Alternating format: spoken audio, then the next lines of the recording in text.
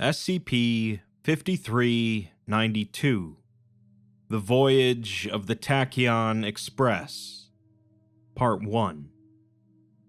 In most SCP stories, the Foundation and other similar groups often have incredible pieces of technology, sometimes bordering on or are explicitly anomalous. It's very common to read an article and see the Foundation utilizing things like artificial intelligence, black hole generators, faster-than-light drives, teleportation, and so on, without even batting an eye about it. What would happen, however, if we took all of that away, with the Foundation and similar groups being only slightly ahead of the curve of modern technology, and someone came along with one of these physics-breaking concepts?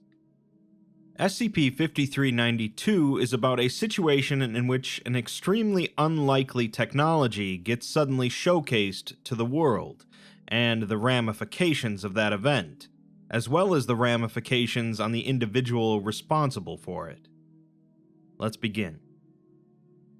The article begins very simply, with the object class listed only as pending, due to the anomaly being discovered less than an hour ago. The description states that SCP-5392 is a faster-than-light spacecraft currently in Earth's orbit, 900 kilometers above sea level, and research is ongoing. Junior researcher Mason Hedge notes that this just started and is moving very quickly, so he'll update the article with information as it comes in. The first addendum, then, is an audio transcript from the Foundation's site for monitoring anomalies and Foundation assets in outer space, 15 minutes after the anomaly's discovery. The main observation room of the site is buzzing with activity, as Site Director Nate Ferris enters and addresses everyone, stating that at 9:50 a.m., their time, the Heimdall satellite detected an unidentified aerial phenomena traveling 1.2 times the speed of light within their solar system. The satellite was built to detect FTL outside of Earth's atmosphere, but its sensors instead showed an object moving faster than light and originating from the city of Othello, Washington, a city with a population of less than 10,000. The object ended up 900 kilometers above sea level, and they thought that it was an error until they received reports of an explosion near the origination point. They don't know much yet about the origination point, so they have an agent en route. The object itself has settled into an orbit around Earth, and is not in any danger of colliding with any satellites, Foundation or otherwise, but they're still waiting on getting imagery of it. As far as the Foundation knows, they're the only ones aware of it so far, but that won't be true for long, and this is considered anomalous by nature, so it falls under Foundation purview. Their objective will almost certainly be to retrieve the object, so they have retrieval units on launch pads beginning emergency launch procedures for when they get more info about the object. If it turns out that the satellite was wrong and the object was not actually going faster than light, they'll just let the various world governments handle it. Imagery of the object is still being processed. Foundation agents embedded within US and Russian space agencies are trying to find out what they know, and the agent in Othello has just arrived at the explosion site. Ferris asks if the object is sending any sort of signal anywhere, like if it's being controlled somewhere on Earth. And the communications analyst says that it's emitting a constant 5 GHz radio wave, but nothing is being picked up on the local frequencies in Othello. One of the Foundation web crawlers, however, has just picked up a live stream, claiming to come from the object. They bring it up on the big screen, and it shows a live stream on YouTube of an elderly, bearded man, approximately 60 years old, sitting down in what appears to be a spacecraft. There are various consoles in the interior, but the low quality of the stream prevents their labels from being read. The man is wearing a mechanic's jumpsuit, with a name tag reading Albert, and the emblem for Maple Auto Repair is shown. The man is in the midst of speaking about how the theoretical maximum speed of this craft is 1.5 times the speed of light, although he didn't exceed 1.25 times the speed of light during launch. He continues by talking about Einstein's theory of relativity, with Ferris asking who exactly he's talking to. The communications analyst responds that he's speaking with the commenters on his live stream, who are asking him questions, or calling him fake, or asking for more evidence. Currently, there are 36 viewers, so Ferris tells them to send a priority request to MTF Gamma 5 to prevent anyone but the Foundation from viewing the stream. They also need an engineering team in here to review everything in the video, and they need to figure out how to communicate with the man. On the stream, the man continues by saying that he hopes NASA gets their eyes on this, and he sent them a link to the stream through their publicly available email.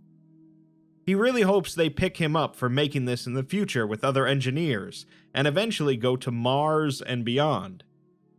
He says that they can go to Mars in 12 minutes with this, instead of 12 years, and wipes a tear from his face.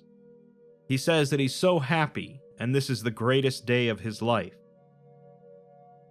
A short while later, Ferris sends an email to the O5s updating them on the situation.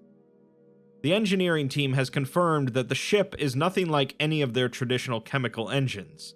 It's not a rocket, it's not chemical or nuclear, or even any known means of anomalous propulsion, and it's even still up in the air whether or not the ship, called the Tachyon Express, is anomalous in nature at all.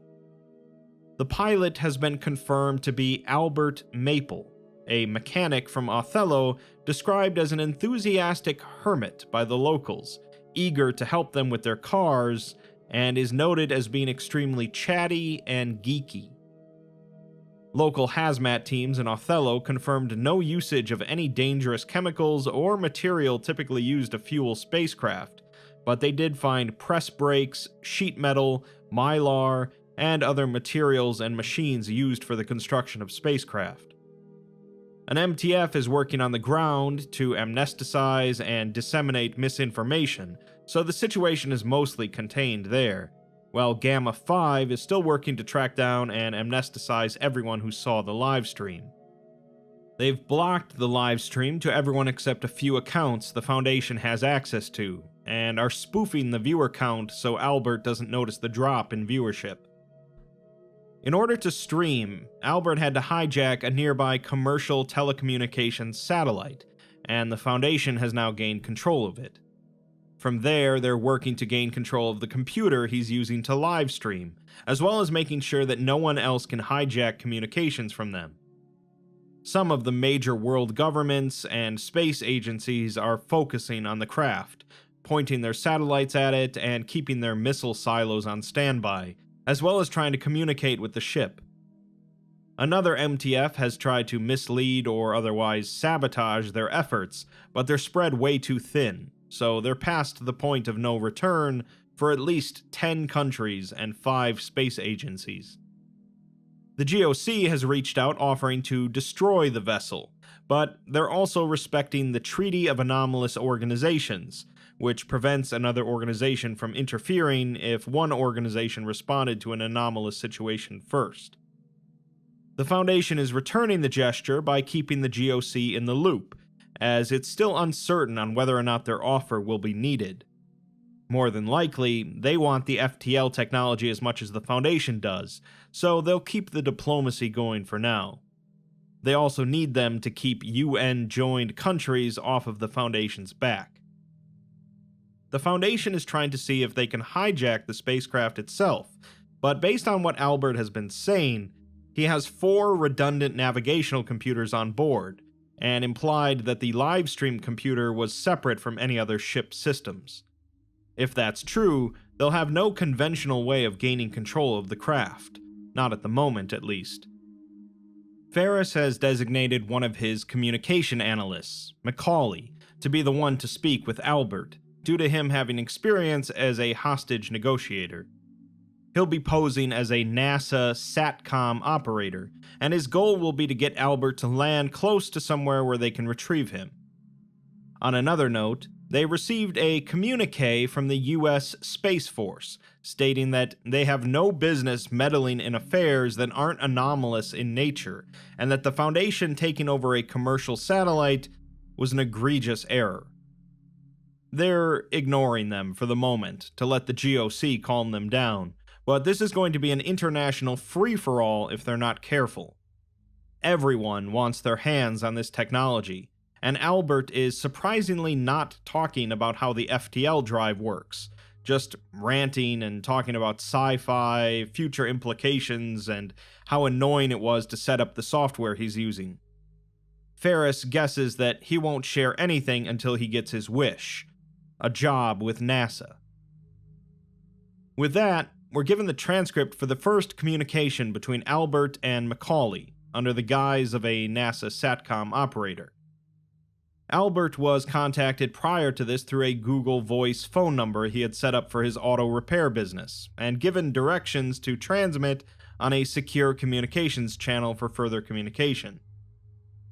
McCawley starts by asking him if he has a means of monitoring oxygen and carbon dioxide in his cabin, and Albert remarks on how cool this is, saying that his CO2 and O2 levels are good, with enough filters up here to last for a few days if need be.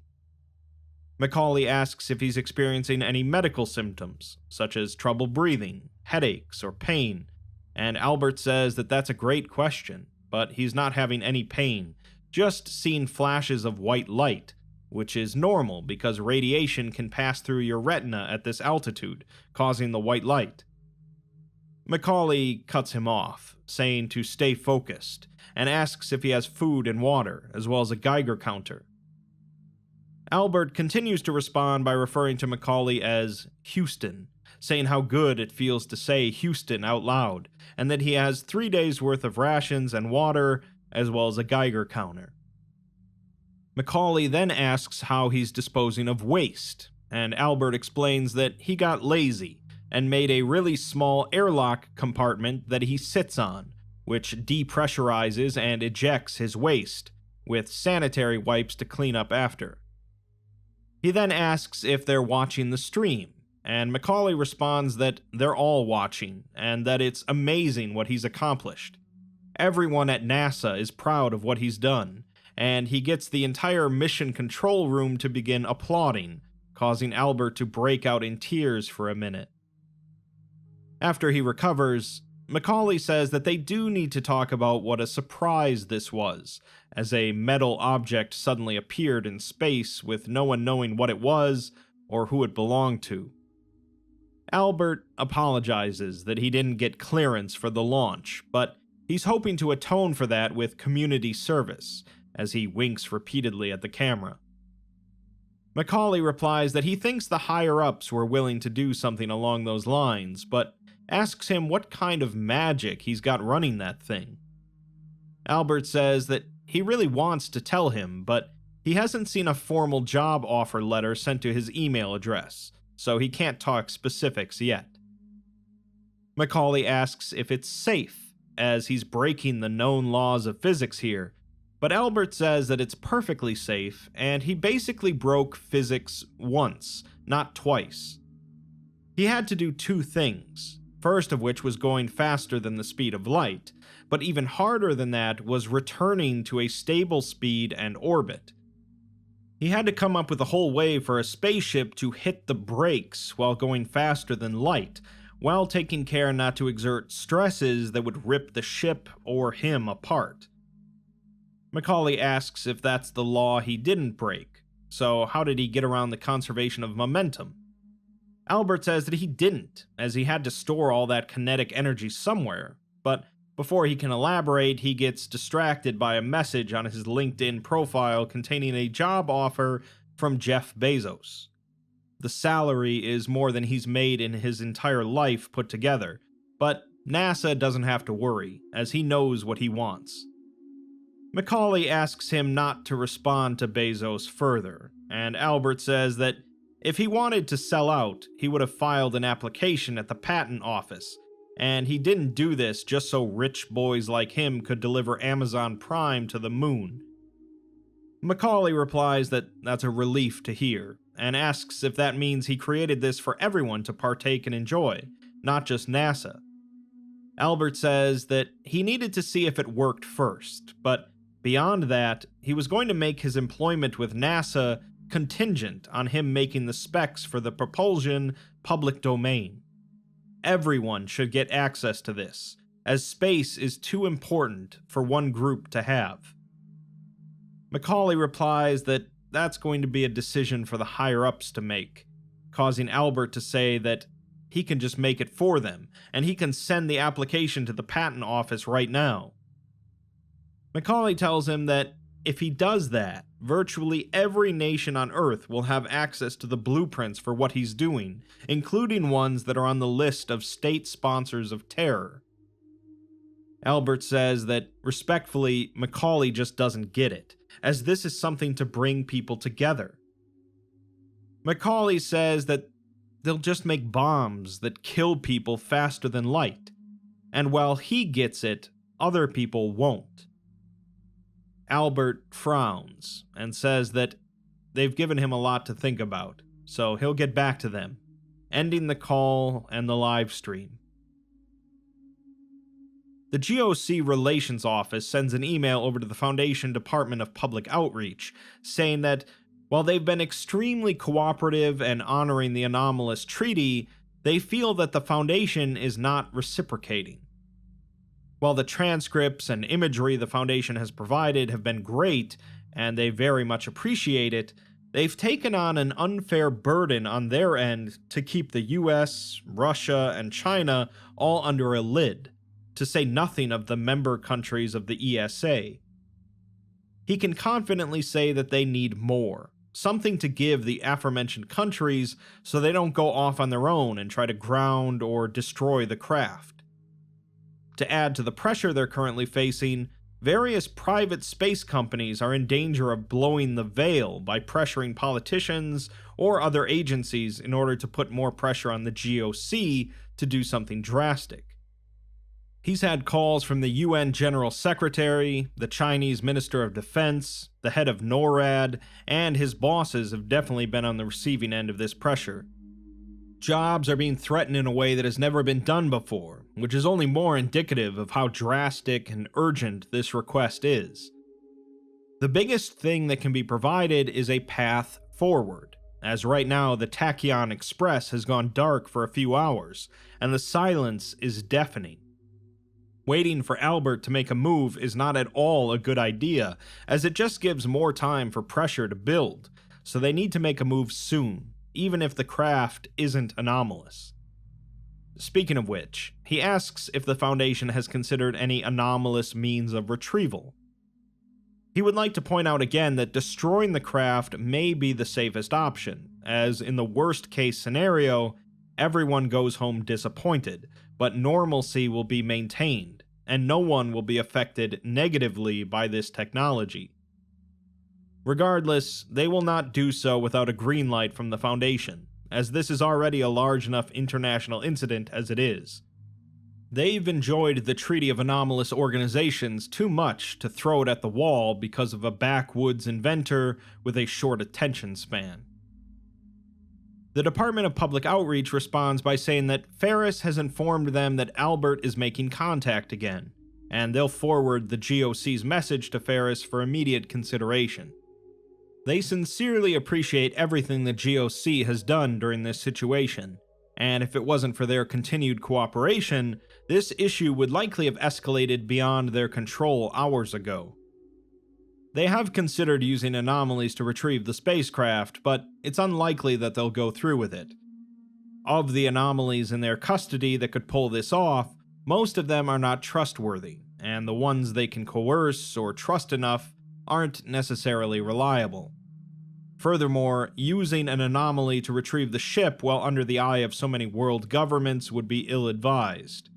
Plus, the possibility of a containment breach is the last thing they need right now. We're then given the transcript for the second communication between Albert and McCawley, although Albert has still not reactivated his live stream. McCawley asks him how he's holding up, and Albert says that the previous conversation was a splash of cold water, and he's been doing some math. He's been trying to war game this out, and says that they could try and make it so that only certain countries have this technology. He doesn't like it, but it would be mutually assured destruction if they did, and that worked during the Cold War. Then again, all it takes is one regime change and everything's so unreliable. That leaves too much of a chance than he's comfortable with, so he's moving on from that. McCawley says that they're in the same boat down here, and the higher-ups are trying to come up with a solution that satisfies everyone.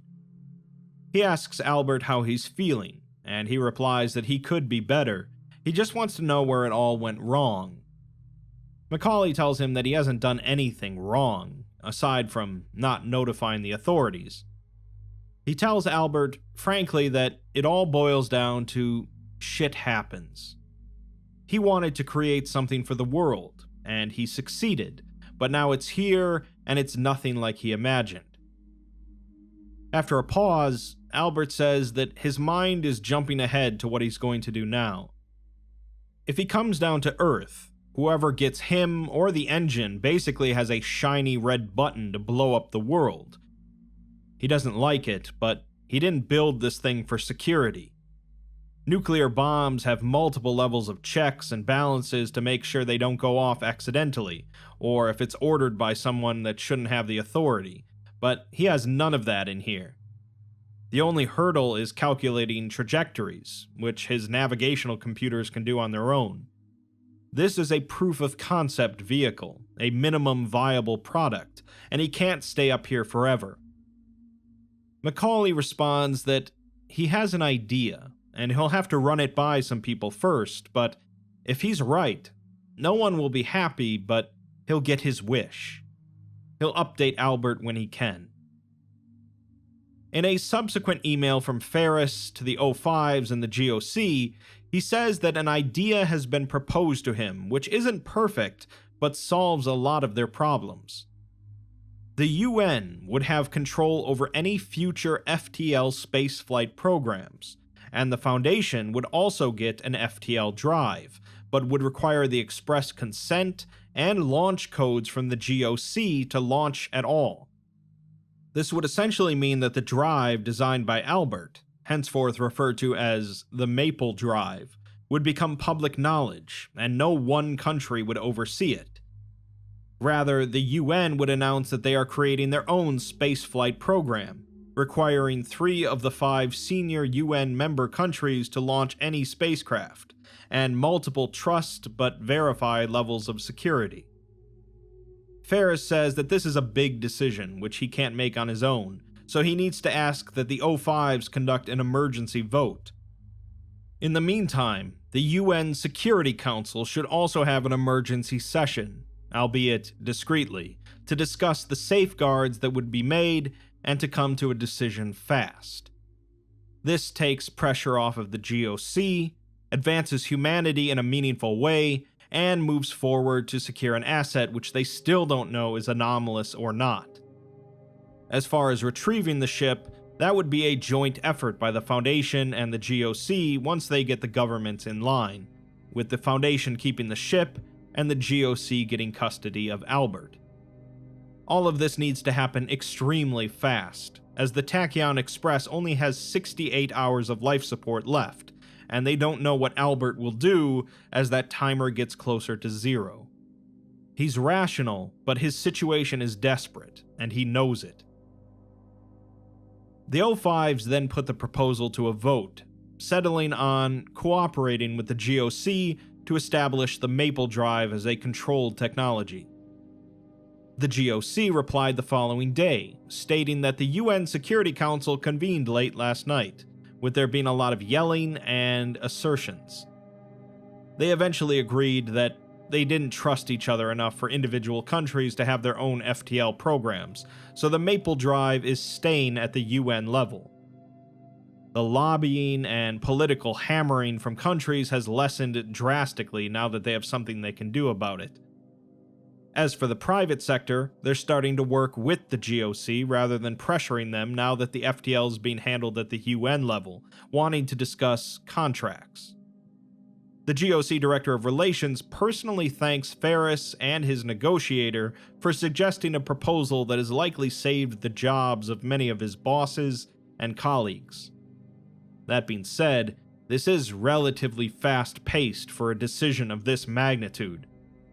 While they are used to making quick decisions in the interest of security, those decisions usually amount to agreeing that a group of people is bad, and then passing it off to NATO or the Fleet Allied Commander. For other, more longer or involved motions, like if a country on the Security Council is doing something that violates the sovereignty or compromises the security of another, there's a lot more arguing, with a stalemate that can last for weeks in deadlock. Agreeing to multiple oversight committees was an easy decision, but deciding which countries, aside from the main 3 superpowers, would also have oversight is still ongoing. Furthermore, there was a lot of debate on what to do when a country is caught making their own FTL drive, with everything being thrown around from automatic sanctions, full trade embargoes and tariffs, military retaliation, and so on. There's also the issue of the UN agreeing to funding a space program, but that will come later, as for now they're just focusing on restrictions, security, and mutual oversight. They're also undecided on whether or not the Foundation should have any FTL at all, regardless of GOC oversight. The discussion pretty much came down to 2 opposing sides. One side believes that the Foundation were the ones that proposed this in the first place, and if it weren't for them, the GOC would have just destroyed the ship. The other side believes that the Foundation already does whatever they want, so keeping this technology from them will give them a reality check, plus the ship may not even be anomalous. The Director of Relations suggests that they speak with Albert and try to buy some more time with his carbon dioxide filters. The UN Council can generally agree on broad strokes quickly, but get lost in the little details. Despite all the setbacks, though, the Council almost certainly will come around and agree to a proposition that will please humanity as a whole, and Albert may get his wish in the end. We're given another conversation between Albert and McCawley, with Albert having started up his live stream again, although it's still not publicly visible. He can be seen floating in 0G behind his seat, eating a packed sandwich. McCawley tells him that he's got some good news, informing him that the UN Security Council met last night and have agreed to keep his model for FTL flight and subsequent development of it at the UN. No individual country will have it, so it will be as close to an international effort as they can get. Albert's very happy to hear this, saying that it's probably making some people very angry right now. He's still getting messages from SpaceX, Blue Origin, even his old employer Boeing, all congratulating him and offering him exorbitant amounts of money. At least they were last night. There's nothing new this morning, as they probably get the message at this point. McCawley moves on to discussing what would be expected of him when he gets back to Earth, with Albert already having a good idea of it.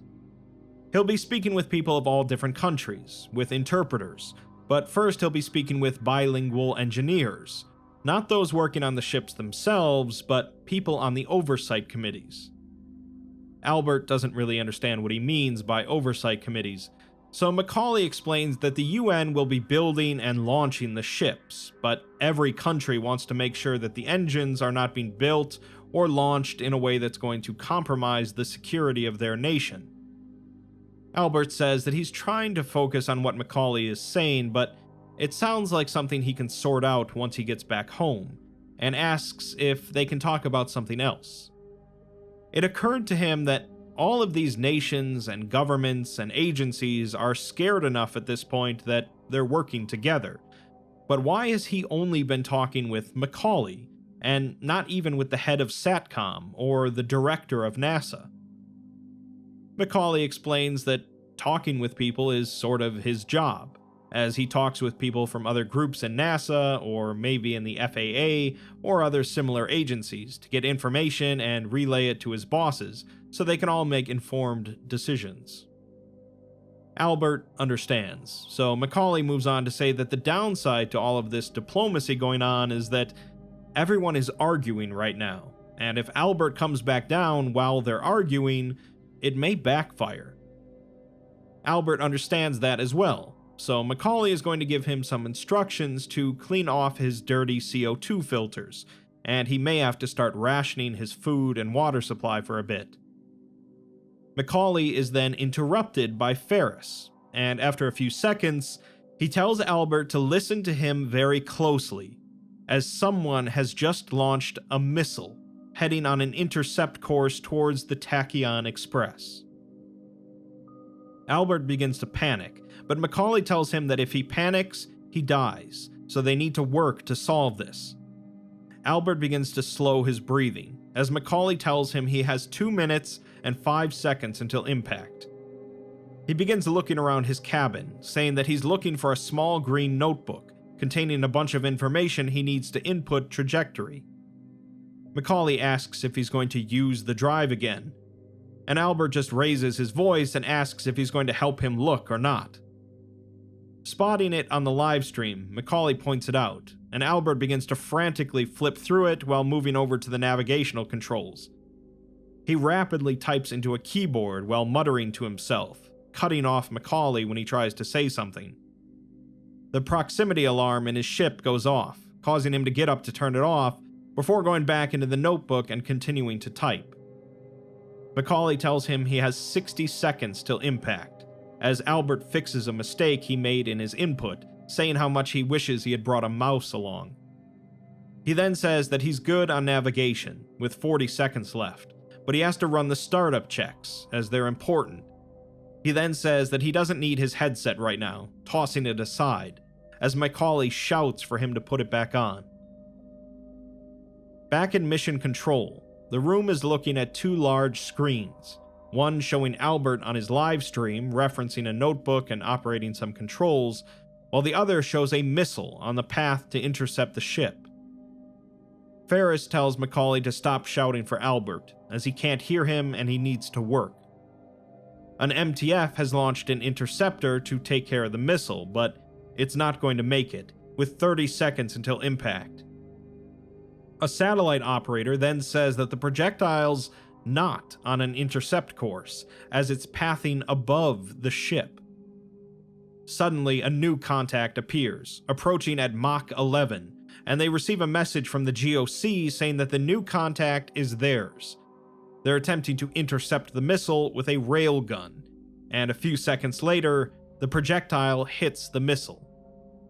The resulting explosion knocks Albert off of his chair and sends him face first into the cabin ceiling. He falls out of sight of the camera, as imaging shows the ship is now spinning hard, knocked out of orbit. Albert is likely unconscious due to the force of the spin, as Ferris asks what the trajectory of the ship looks like. It's too early to make any definitive calls, but it looks to be heading towards the North Pole. Ferris requests an emergency scramble of MTF Delta 14, trained to handle anomalies in sub-zero environments, and tells them to coordinate with the GOC on retrieval.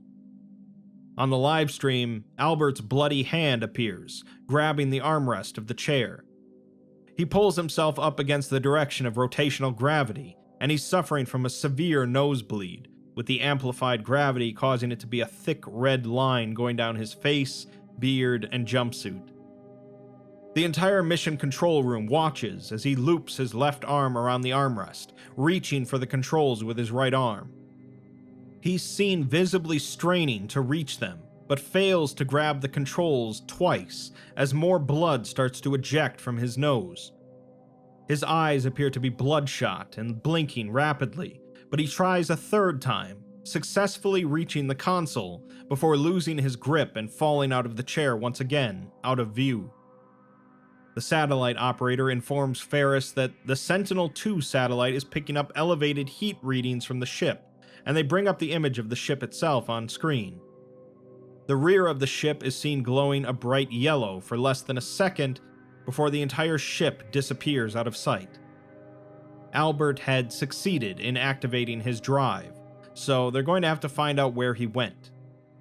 Ferris tells the team to check Heimdall for FTL events, cancel the MTF request, inform the GOC, and find out where the missile came from. He then tells McCawley to lock the doors. Getting the entire world to work together on anything is no small task, especially when it doesn't involve something like global annihilation. Tempting every country on Earth with the idea of perhaps the greatest technological innovation to ever occur is almost surely going to lead to some conflict. The Foundation wants to keep this thing contained. The GOC want it destroyed. The UN are going to endlessly bicker to make sure as many regulations and procedures are in place as possible, while most countries want the tech for themselves to become an unparalleled superpower. Trapped in the middle of all this is the affable Albert Maple, and while we still have no idea how he managed to come up with this technology on his own and how anomalous it actually is, he seems to be an alright guy. Obviously, it's pretty unlikely that this story ends with everyone happy, but we'll have to see what exactly happens with Albert and the Maple Drive in Part 2. SCP-5392, The Voyage of the Tachyon Express, Part 2. Space is, very famously, said to be the final frontier, an expanse filled with strange new worlds, new life, and new civilizations where no one has gone before. In the timeline taking place within SCP-5392, no one, not even the SCP Foundation, has found a way to quickly traverse the great vastness of space. That is, until a simple, eccentric man named Albert Maple came along, and managed to launch himself into space in his own faster-than-light spaceship. Now, all of the major organizations and governments of the world have their eyes set on Albert, and more importantly, his technology, with the SCP Foundation trying to keep everything together and the tech out of anyone else's hands. With that, we continue on through the second half of the article, as Albert thinks about the best course of action for both himself and the Tachyon Express. We pick up where we left off, just after someone launched a missile at the Tachyon Express. The GOC intercepted it, and the resulting explosion injured Albert and caused him to fire up his ship and disappear. Albert and the ship were quickly found afterwards, as he went back to his original destination in Earth's orbit, although the satellite he had been using to communicate was now too far away to use. Instead, a Foundation satellite was redirected for a rendezvous course. Later that day, the Foundation's Department of Public Outreach sent an email to the O5s, Site-26 Director Nate Ferris, and the GOC Relations Office, updating everyone on the situation. It's been confirmed now that the missile launched against the Tachyon Express was launched from an ICBM missile silo located in Russia. The silo was deactivated as part of a nuclear arms reduction treaty in the early 2000s, and was bought by a company claiming to be in the business of agriculture and livestock. The missile used is called a volleyball missile, as it's designed to detonate above satellites, knocking them downwards out of orbit instead of outright destroying them. Test rockets for these missiles were made, but were abandoned during the height of the Cold War for being impractical. Whoever launched the missile at the Tachyon Express clearly intended to salvage it rather than destroy it. The UN Security Council has thus turned against Russia, claiming that they were trying to spike the proceedings and violating the Arms Reduction Treaty. The missile itself tripped NORAD, causing the DEFCON level to rise, and until the US can trust Russia again, all of the talks regarding the Maple Drive are being put on hold. Russia is stating that they shot it down as it was a danger to the security of Russia's assets in space, but they're not explaining as to why a previously decommissioned silo was active. In short, the security talks are on complete hold until this all gets sorted out, starting with finding some leads as to the identity of this agriculture and livestock company. We're then provided a transcript of a phone call between the head of the Foundation's Department of Public Outreach, Catherine Long, and the Russian Deputy Foreign Minister. The Foreign Minister states that he's contacting the Foundation on behalf of the Russian Federation with an offer, proposing that the Foundation send in a qualified team into the missile silo to investigate the recent launch. He says that the government was not responsible for launching the missile. They just told that to the Security Council in order to save face. When they sent their own forces into the silo, they came out screaming and were a danger to themselves and other military personnel. It seems that they were affected by an anomalous force, and there was some internal gunfighting. They cannot contact the GOC for this, as they report to the UN, and they're trying to keep things under wraps. Catherine asks why the Foundation would go behind the GOC's back for this when they've been an ally this entire time. The Foreign Minister says that they wouldn't be going behind their back, just providing the GOC some deniability in the matter, which they would be grateful for. In the end, the Foundation agreed that this was their best course of action in order to gain some info about who launched the missile. So MTF Zeta 9, the mole rats, were sent in to investigate. 7 agents were sent in, encountering their first hazard about 5 minutes after going underground. The object presumably causes psychosis, paranoia, and violent tendencies, but they neutralized it by covering it up with the spray paint they used to mark passages. They then bagged it, along with the other hazards they found. Further exploration of the silo was mostly uneventful, although they did see signs of recent activity. The only evidence they were able to acquire was a metal trash can that had its contents set on fire. They managed to pull some scraps out of the ashes, which revealed 2 things about the culprits. 1, they spoke English, and 2, they referred to the Tachyon Express as Day 0 Catalog Number SC67546782111, a cataloging system utilized by the Chaos Insurgency. Around 4 hours after Albert had jumped a second time, a Foundation satellite made a connection, and McCawley made contact with Albert once again. McCawley asks if he's injured, as he didn't look great on the live stream before it cut out. Albert says that he is, but wonders why he's not dead. McCawley tells him that a missile was launched by persons currently unknown, and the reason it didn't hit him is because the American government shot it down with a railgun, deciding not to mention the GOC's existence. Albert stopped his nosebleed, but he dislocated his left shoulder, as that was the only reason he was able to reach the controls and engage the drive. He's got muscles all over that hurt from either bruising or he pulled them when he was trying to save the ship. McCawley tells him that it's good that he's still alive, and he's going to have their doctor walk him through some self-treatment for everything. Albert, however, expresses his concern that he's not going to be able to come home, despite McCawley assuring him that the world governments were having really good talks, with politicians moving fast to get on the same page about how to help him out. Albert, however, says that the second he touches ground, he's going to get grabbed, tortured, or just killed and never seen again. The ship, if it ever comes down, is going to be pulled apart and studied for ways of how to turn it into something that he wanted to avoid. He tells McCawley that he just wanted to matter.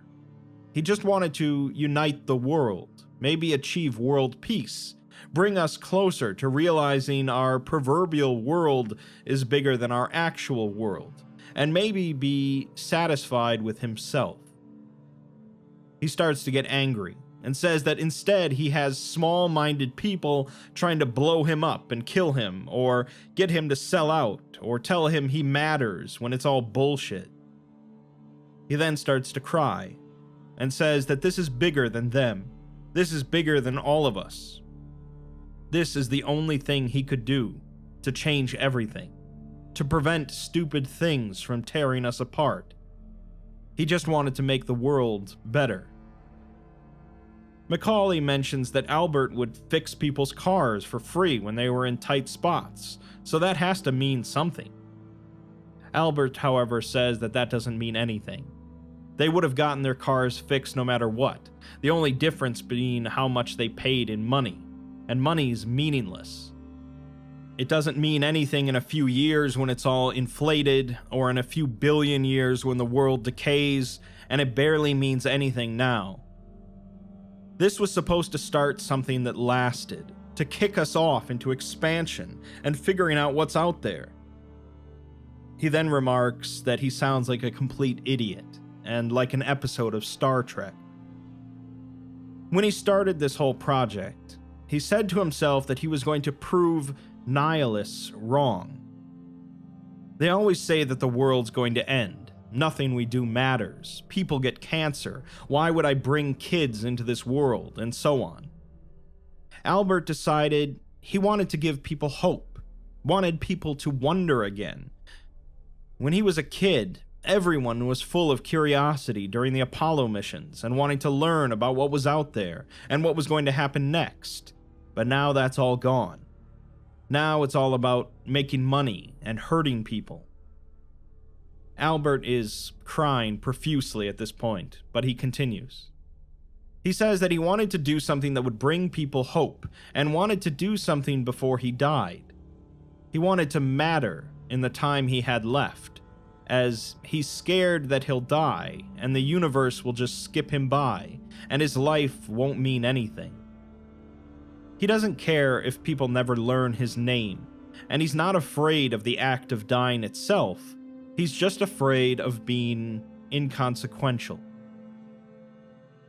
After a brief pause, McCawley takes a turn to speak, telling Albert that he used to be a police negotiator, handling hostage situations, and that's why they picked him to talk to him.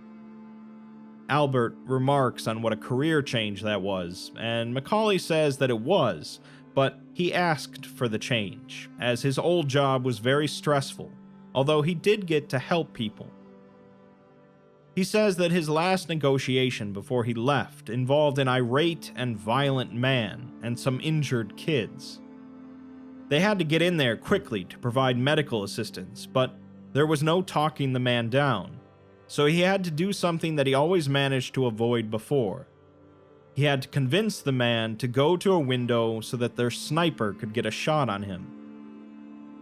The decision to do that was made by his superiors, but he can't say that he had a better alternative.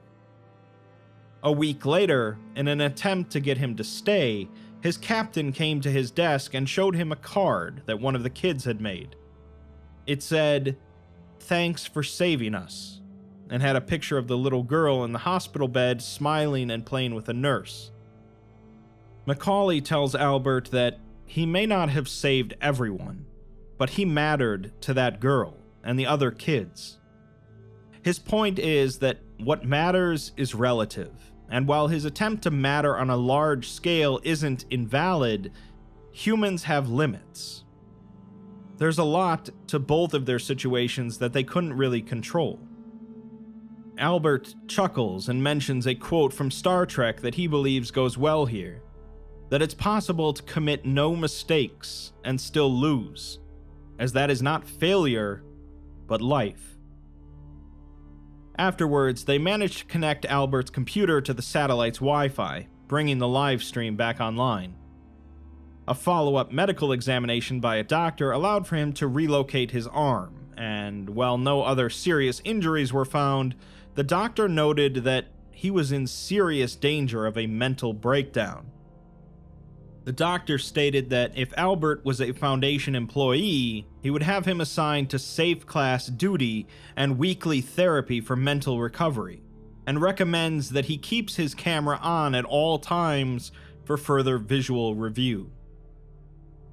In an email from the GOC Relations Office to the Foundation, the Director of Relations notes that they saw a helicopter carrying a small team entering and leaving the launch silo area, and to make matters worse, the Russian government let them in. The helicopter in question then returned to a Foundation-controlled airfield. Giving each other the runaround doesn't really bother him, as they both have done it to each other's organizations plenty of times, but what does concern him is that the GOC would be left out of something so public. That silo was being watched by multiple countries, so why does the Foundation get to go in? Until he gets their side of the story, he'll assume that they had their reasons, but he'll need to see all of the documentation concerning that excursion in order to keep the international community at bay. Russia maintains that they launched the missile themselves, but no one believes it. The worst part is that other countries are being put in a position where they have to assume that Russia shot it down for hostile reasons, meaning that a war is brewing. Alliances are being drawn between who is siding with Russia and who is not. Additionally, the US is now considering shooting down the Tachyon Express in order to deny Russia the technology, while China isn't tipping their hand as to what they're doing, although they aren't the type to hold their cards for too long. The GOC's position is being weakened due to recurring questions about whether or not the craft is actually anomalous, and he's not sure how long they can keep them from acting on their own. Another issue that has come up from all of this is that Albert has the ability to maintain orbit indefinitely, and can right the ship with under 2 minutes notice. This makes destroying the ship with conventional means exceedingly difficult, let alone retrieval and salvage.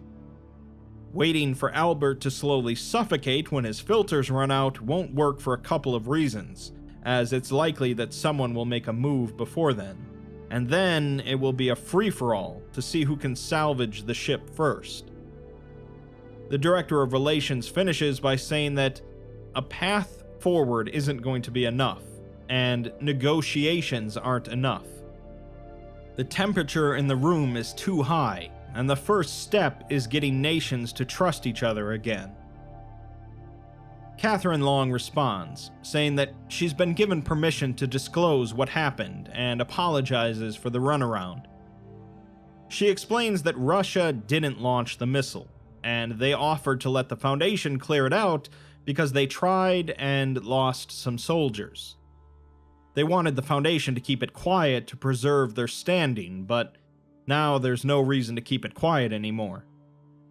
She recommends that if he does bring this to the Security Council, that he say that the info was covertly acquired from the Foundation rather than they gave it to him. Not because they want to preserve a relationship with the Russian government, but just because it would sound more legitimate, and she's prepared to have a fake argument with him about his egregious acts of espionage in front of them if need be. We're then given another call between Albert and McCawley, as Albert's working on his navigational computers. McCawley asks him if he's planning a course, but Albert says that he's plotting a destination, several of them. He's not planning on going anywhere, but when they told him about the missile, he had only 2 minutes, with his proximity alarm going off only 90 seconds before it would hit. He's essentially creating an array of coordinates to travel to in case he needs to get out of the way again. McCawley asks if he's creating an escape plan, but he says it's more of a plan to keep dodging than anything else. He thought about rigging it directly to the proximity alarm to jump immediately, but there could be too many false positives, so he'll just confirm a threat on his end and jump to the next coordinates if need be. It's also the only thing he can think to do up there other than continue to check his equipment over and over, as he likes having something to work on. McCawley tells him that he hopes he won't have to dodge a missile again, but if he does, they can have a satellite in the next set of coordinates ready so there's no downtime in communications. He just needs to know where the next set is. Albert, however, doesn't want to tell him, because as nice as that would be, if NASA is listening to this, then so is the American government. They could send a missile to provoke him to use the drive, then have a missile ready at the next set of coordinates. Even if the American military isn't listening to this, someone else may be, and he's not going to tip his hand like that. McCawley assures him that the frequency is encrypted, but Albert says he won't convince him to change his mind on this. It costs him next to nothing to have this contingency in place, and if no one knows where he's going next, no one can anticipate it. He trusts McCawley, but he doesn't need to tell him. McCawley is told by Ferris to not push the issue, so they move on. Albert says that part of what he wanted to do was spark a new age of invention. When they colonize planets, they're going to need to face a whole new set of problems for each planet. One such problem that he thought of was, how are Muslims going to point their prayer rugs at Mecca from Mars? Eventually, they're going to get Muslims on Mars, noting how fun that is to say due to alliteration. But they're going to need some sort of mechanism that can point them to Mecca. McCawley responds that they would need a device to point to it like a high-gain antenna and a satellite in orbit around Mars to facilitate connection, and the antenna would need to be in a fixed position. Albert replies that McCawley thought of that because he works at NASA, and that's how NASA would solve the problem. Maybe the Iranians or some other country would genetically breed a flower that would point at Earth, like how sunflowers point at the sun. He notes that would be cool for another reason, as it would act as a crude compass to get back to Earth, but then realizes that you wouldn't be able to get an accurate bearing from a bastardized sunflower. Or maybe someone will come up with some other solution that's just as amazing, and he would have loved to see what they come up with. McCawley then tells him that half of his colleagues in Mission Control are now muttering Muslims on Mars to themselves, causing Albert to laugh, and say that if they were praying quietly, they would be muttering Muslims on Mars. They both laugh, and the transcript ends, although it's noted by McCawley afterwards that Albert said he would have loved to see the solution for Islamic prayer on Mars, suggesting that he won't be around. Next, we're given a transcript of a phone call between Catherine Long and the U.S. Secretary of State, taking place 8 hours after Albert evaded the missile. The Secretary of State says that this is regarding the American citizen in orbit, but she says that they have nothing to discuss. This changes when he says that her daughter would disagree, and he puts her young daughter on the phone, who's excited to be in a limousine.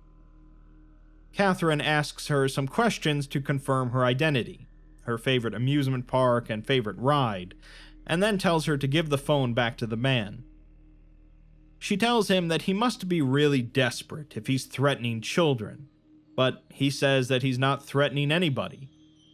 Local police got a tip that her residence was being used for storing narcotics and firearms, and sure enough, they were found at the house, as well as Catherine's daughter. He has the pleasure of escorting her to the social services office. They also found that several of her researchers appear to have ties to a suspicious organization, which itself has ties to terror groups and other organized crimes. Under the Patriot Act, they have the right to arrest them as they see fit. It also appears that several Foundation-owned companies have ties to these groups, so they're seizing their assets as they speak. They're not threatening anyone. They're just protecting their country. As for what can be done about it, they've sent over instructions to her office on how to turn communications with Albert over to them. It's in their best interest to make sure that their American citizen is in good health after that spin he had. Once this is all over, she can take her daughter to that Ferris wheel knowing that she did the right thing. Catherine tries to argue that the Foundation will not answer to them, but he replies that she shouldn't make a threat she isn't willing to follow through on. The call ends with Catherine's daughter saying goodbye, and she'll see her when she gets home. Later, in an email to the Foundation from the GOC, the Director of Relations says that he's sorry to hear about Catherine's daughter, and had no idea that the Americans would do this. Unfortunately, no one cares about the missile anymore, or even that it wasn't from Russia. All it proved was that Russia was lying, which everyone already knew anyways. The fact that the missile came from someone other than a world government is only making them scramble more, and it doesn't help that the Americans are already jumping the gun and attacking Foundation staff, which means that the Foundation is now a target of other countries following their example. The Secretary General has ordered the GOC to stand down from the matter, saying that they shouldn't have gotten involved in the first place because the ship isn't even anomalous. The Director of Relations believes that that doesn't matter, but has been told to cease contact with the Foundation regardless. He ends by giving Catherine the address of the office her daughter is being held at, and apologizes for not being able to do more. The next addendum is an email from the O5 Council to all Foundation site directors, informing them that all Foundation sites are to be put on high alert for external threats due to the events regarding SCP-5392. With the exception of those containing and providing proper security clearance, no other persons are allowed on site, and lethal force is authorized to terminate intruders that breach site perimeters. Foundation staff are to stay on site and make arrangements to remain there until further notice, with contact between family members not on site prohibited, as this gives an opportunity for extortion by any nation that wishes to gain an asset on any site. It's unlikely that any nation will invade any Foundation site directly, as the on-site nuclear warheads, in combination with the dangerous anomalies held in containment, pose a sizable deterrent. That being said, the Council is seeing military action in strategic positions around some Foundation sites. While this varies from country to country, they have reason to also believe that the military personnel engaged in this manner are being told that there is a hostile group at these sites, but are being told to stand by for more information. A number of potential solutions to the situation have been considered, and further proposals are to be sent to the O5 General Secretary and Site-26 Director Ferris. The first proposal was to simply shoot down the Tachyon Express to prevent further escalation, but Albert has created a system to avoid being destroyed, and any attempt to shoot down the ship may be intercepted by another party. Second was to direct Albert to an exoplanet to live in exile, but there are insufficient supplies on board to survive the journey to the nearest viable exoplanet, even at its top speed. Third, to send a supply mission to the ship to buy more time, but this would likely be shot down. The Tachyon Express also doesn't have any reliable docking system, with no airlocking system to keep the cabin pressurized if the access hatch is opened. The fourth proposal was to direct Albert to land near a Foundation site for quick retrieval, but the increased military presence near Foundation sites would hamper this, and the early warning systems for nuclear launches that various governments have, which detected the ship in orbit, may be able to track the location on the ground. Fifth was to send a lethal cognitohazard to simply kill Albert in orbit, followed by shooting the ship down, but the wreckage of the ship may land in a country which can reverse engineer the technology, and they want to keep the tech contained. Seventh was to use SCP-738, a set of anomalies that essentially allows a person to make a deal with a devil in order to teleport the ship into Foundation custody, effectively undetectable by any radar or conventional systems. This was also rejected, as using any anomaly to try and contain the ship could backfire easily, and with 738 specifically, the price it would ask would be much too high, and they don't have time to negotiate. Finally, a proposal was made to reach out to some of the Foundation's allies in other groups of interest for assistance, but this was also rejected, as the GOC has stepped away from the issue, and they can't guarantee that other groups would not abuse the ship's technology for their own purposes, or letting other powers have it. McCawley gets back on the phone with Albert asking if there's a plan by now for what's going to happen with him and the ship. McCawley says that they're still working on it, but they can't lose hope.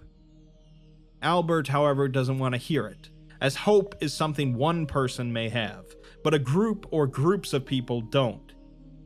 He's guessing that diplomacy isn't doing so well right now, after that missile launch, with everyone trying to grab whatever they can to make sure that no one else can use him or his ship against them. It's not even about using faster than light tech anymore. It's about denying it to other people. There's no way that if he lands on Earth again, the nation that finds him is going to want to use his knowledge to satisfy their wonder. They'll just make sure he doesn't get to make it for anyone else, suggesting that he'll be promptly killed. McCawley tries to reassure him that it's not as bad as he thinks, and he knows that Albert's scared, but Albert denies being scared anymore. Instead, he's just tired, and wants this all to be done. He doesn't want to have to worry about whether or not he's going to be forced to make weapons for a military, or worry about his pre-flight checks every hour, or worry about how much he's hurting the world rather than helping it right now, or what will happen to his ship when it comes back down to Earth. The reason he has no hope is because there's nothing he can do about his situation, just stuck in a box with no air holes, and it's only a matter of time before he suffocates. Hope is something that he has to give himself, but he's dependent right now on a Hail Mary that somehow the nations of the world are going to share and play nice. McCawley then asks him if there's anything he wants to say to the world, if he wants to address the nations and governments of the world. It would give him something to do, and could reignite diplomacy between the nations.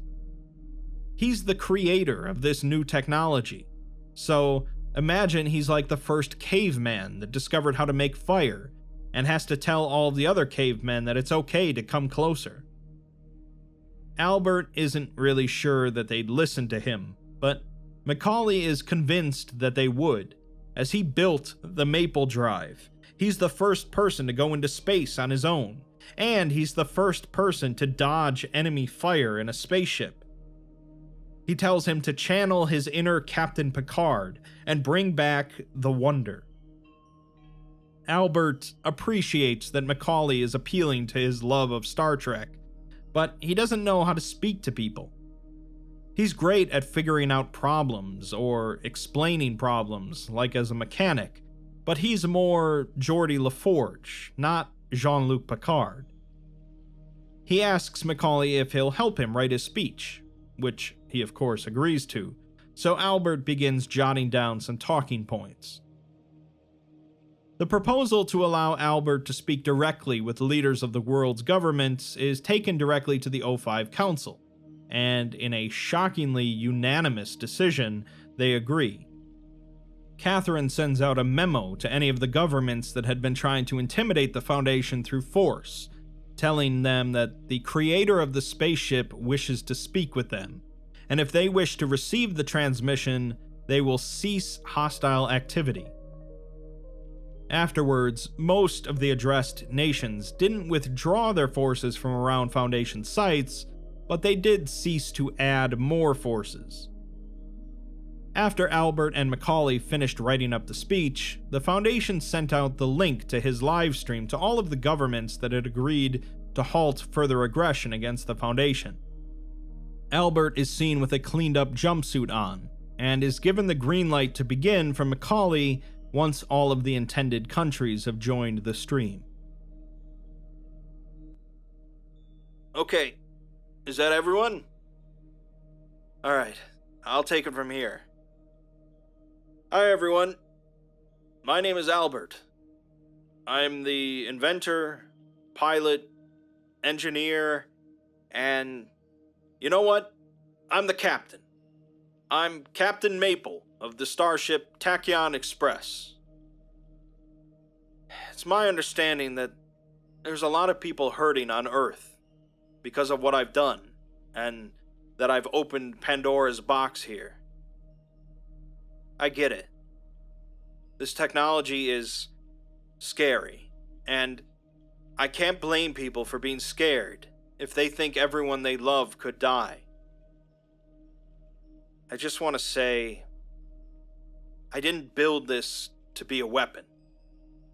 I built this because I wanted humanity to explore and see what was out there in the solar system and beyond. The Maple Drive, as I understand it's being called, is a means of getting to there from here. Well, we can do that. But we can only do it if we stop fighting now and come back to the table. Right now, all this fear and defensive measures is just going to escalate and escalate until fear gets the better of someone. From there, that's the point of no return.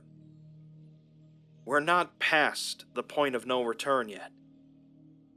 We're still here, and no one has fired a shot. I mean, except for those people that fired a missile, but from what I understand, they weren't a country and no one likes them anyway. So why should they matter? Right now, no one has any advantage here. This is the perfect time to get back to the table and hammer out an agreement. Otherwise, if people start shooting or hurting folks, it'll be exponentially harder to come back from that. I'm all for regulating this technology, mainly because it's the only way I'll be able to come home.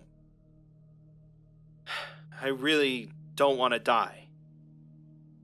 Up here, my options are limited to death by carbon dioxide poisoning, oxygen deprivation, starving, thirst, or the cabin gets breached and I'll get caught in the vacuum of space.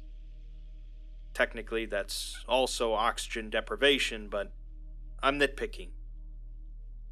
I can come back down to Earth whenever I like, but if this isn't regulated before then, I'm stuck up here, and the ship is stuck with me. This can't come back down to Earth. Unless, well, I get shot down again. Here's something I want you all to see while I'm up here. You can see my home from up here. It's really small, but it's my home. Up here, everything looks really small. Even the planet itself. But out there is stars and planets and other bodies just waiting to be discovered. Resources for our people, probably aliens we can interact with, and some amazing phenomena we can only know of if we actually go there. When you think about it, really, if we allow ourselves to succumb to all this mistrust and fear, we'll be stuck on this small ball of dirt and water we call home, and deny ourselves all the wonder that goes with that. Please, for everyone's sake, come back to the table. You have nothing to lose by talking. Okay, that's my 2 cents. End transmission. Afterwards, Catherine sends an email to the O5s and Ferris, letting them know that after Albert's speech, she pulled China, the US, and Russia into a secure video call. It seems that they all want to agree with Albert, but can't take the chance to be the first to stand down. The Americans believe that their leverage with her daughter and freezing and intimidating their assets in the US hasn't paid off yet.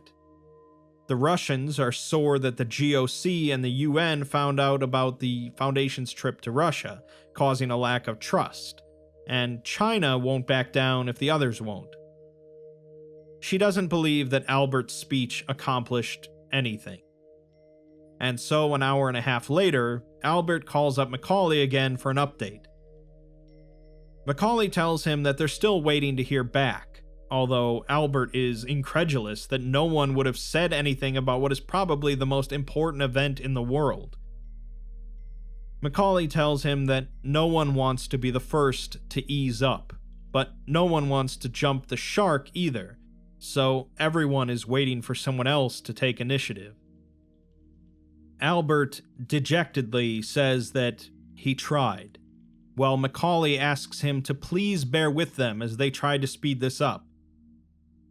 Albert, however, says that he's had a lot of time to think up here, and this whole time he's been trying to work around him surviving this whole ordeal.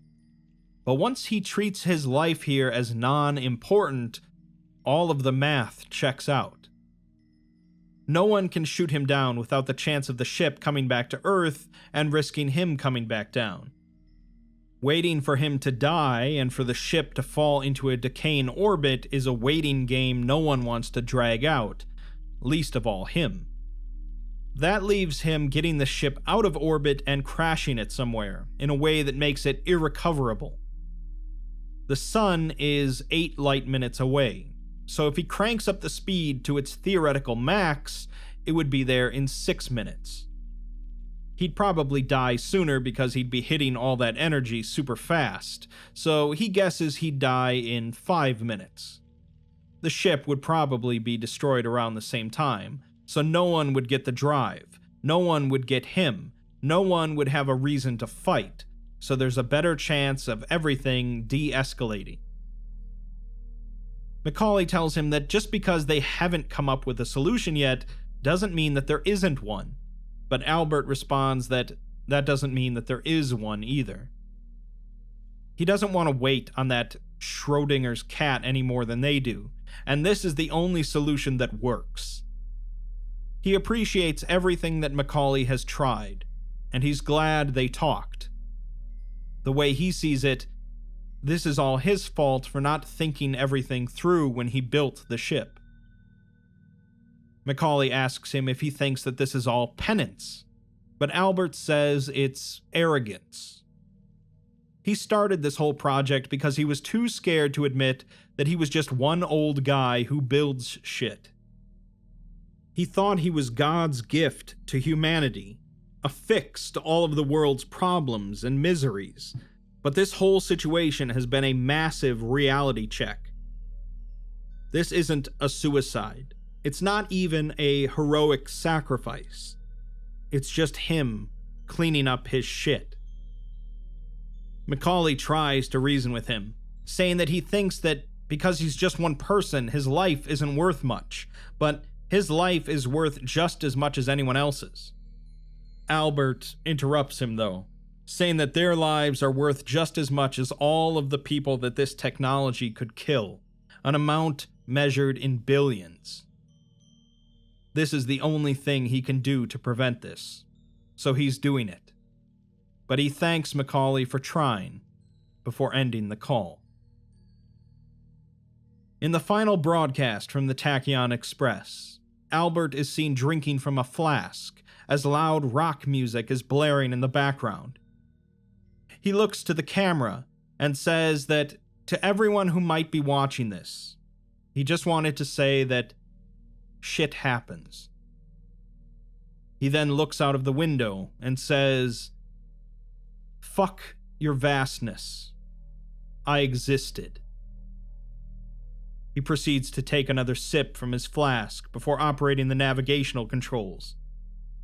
He is crying and simultaneously singing along with the music as he finishes his pre-flight checks.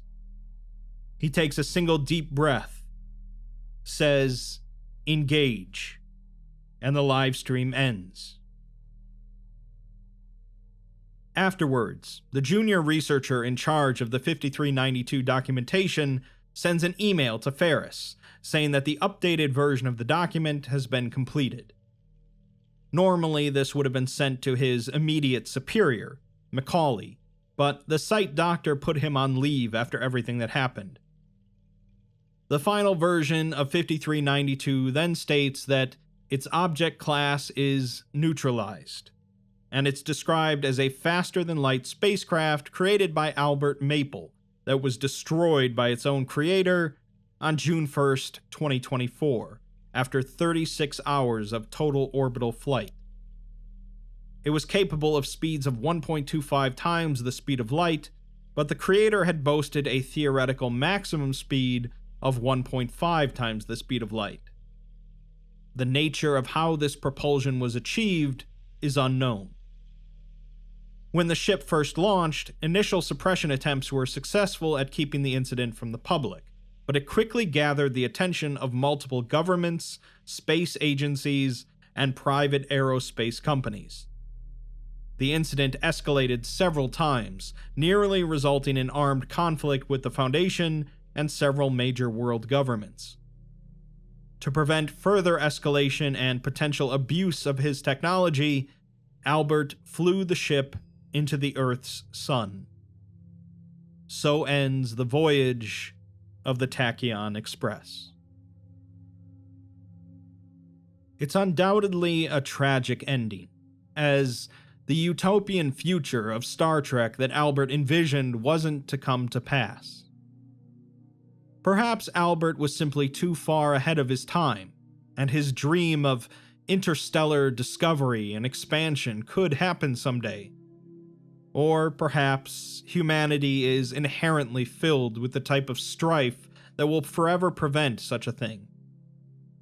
Either way, in the end, Albert likely made the best decision he could to save the most lives, as the GOC predicted when this began that destroying the ship would almost certainly be the best case scenario. We'll never learn how exactly the Tachyon Express functioned, just like the organizations and governments never will, but it really doesn't matter. This article certainly isn't as idealistic as Star Trek often is, which is how Albert is first presented, but rather, Albert is brought down by a crushing sense of realism, something often missing in many SCP articles. Good stories aren't good because of them necessarily ending with happiness or success, but rather they're good because of how a person can connect to them. Perhaps humanity will never be the interstellar utopia that Albert wanted it to be, but that doesn't mean we should ever give up our sense of wonder either.